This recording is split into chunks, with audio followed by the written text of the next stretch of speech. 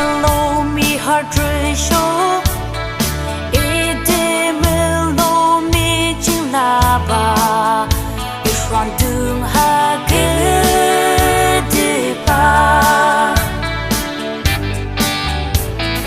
kicking a book de our show ede de me chính zo ba ikatolo bung jula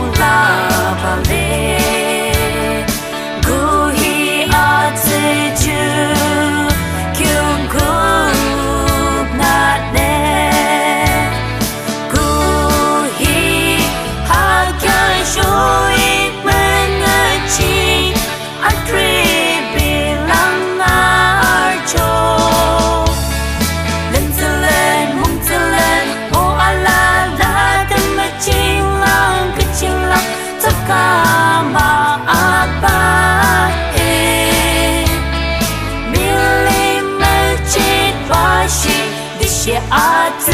tự lý mơ chỉ ba chỉ nên sẽ thắng yêu ba chỉ nên sẽ cần kịp ba chỉ nên sẽ thắng yêu ba chỉ nên sẽ cần kịp ba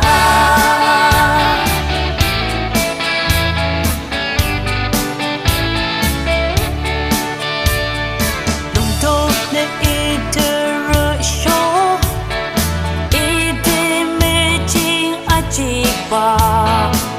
ifran đường ha ke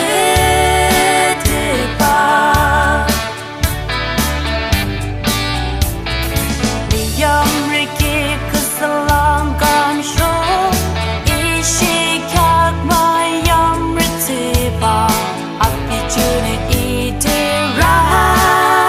na ne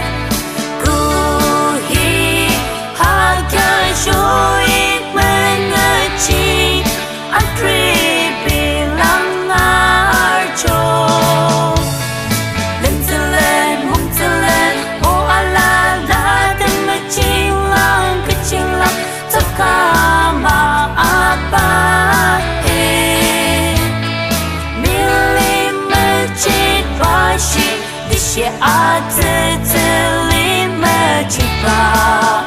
chỉ nên sẽ thắng yêu ba chỉ nên sẽ cần kịp ba chỉ nên sẽ thắng yêu ba